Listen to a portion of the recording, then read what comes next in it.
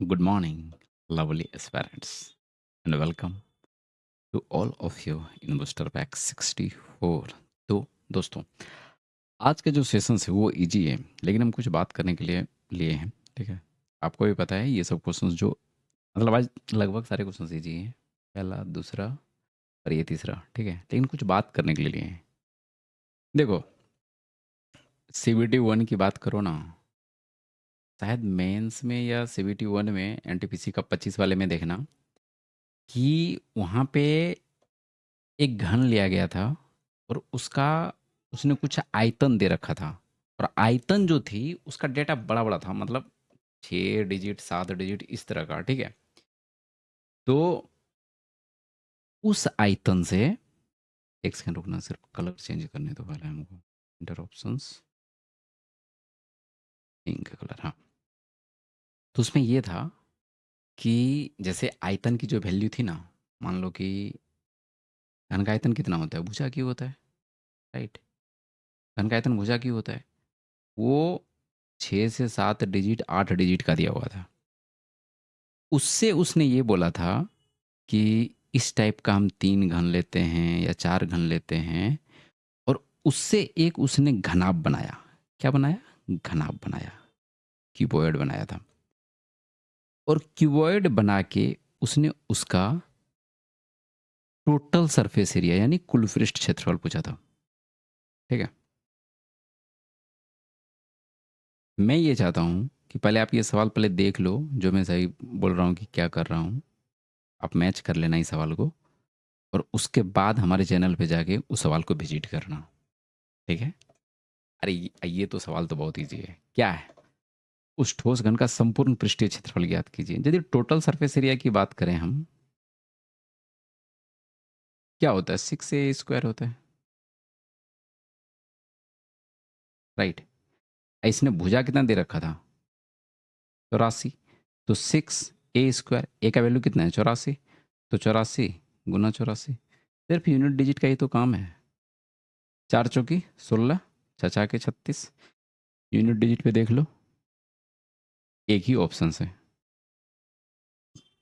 मैं ये सवाल बताने आपसे नहीं आया था, मैं ये बताने आया था कि वो जो क्यूबॉइड था, जो सीबीटी वन में उसने पूछ रखा था, और यदि आपको सीबीटी टू में अब पूछे तो आप क्या करोगे उस सवाल के लिए, राइट। तो उसको मैंने वहाँ पे ऑप्शन से एलिमिनेट करने बताया था और उसका रीजन भी बताया था, राइट।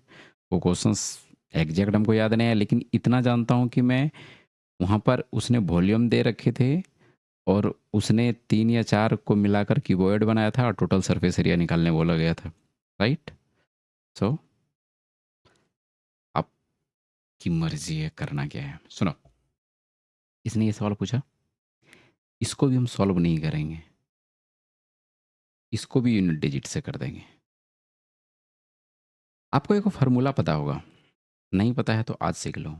a⁵ +1/a⁵ जब रहे तो आप क्या करते हो? आप ये करोगे a² +1/a², मतलब a² +1/a², और इसको गुना में करेंगे a³ +1/a³, और माइनस में करेंगे a +1/a। ठीक है, बोलोगे कि सर याद तो नहीं रहेगा, कोई बात नहीं। कैसे याद रखना है इसको? चूंकि यहाँ पर 5 है, आप माइंड में सिर्फ इमेजिनेशन करना।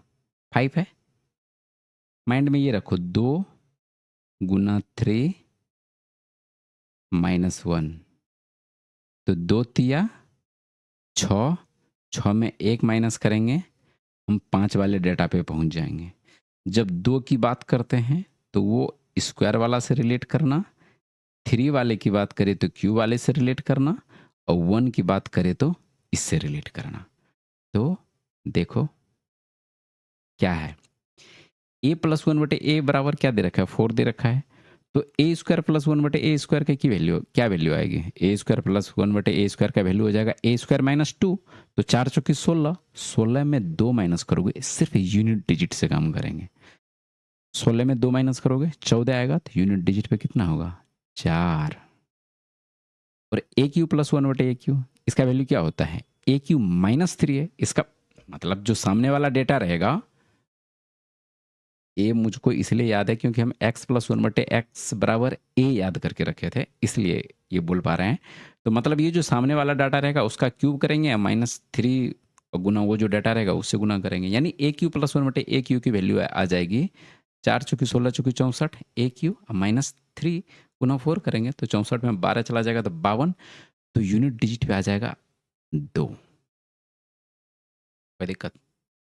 और ए प्लस वन बटे ए की वैल्यू कितना दे रखा है? 4। तो 8 में 4 माइनस कर दो।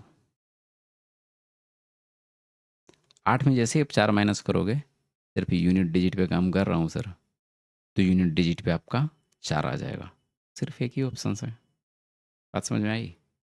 2 गुना 3 माइनस 1, यानी स्क्वायर वाला टर्म लेना है, क्यूब वाला लेना है, माइनस वो ओरिजिनल डेटा है माइनस करना है, और सिर्फ यूनिट डिजिट पे काम करना है। सॉल्व करने मत बैठ जाओ भैया, नहीं तो फंसेंगे। राइट?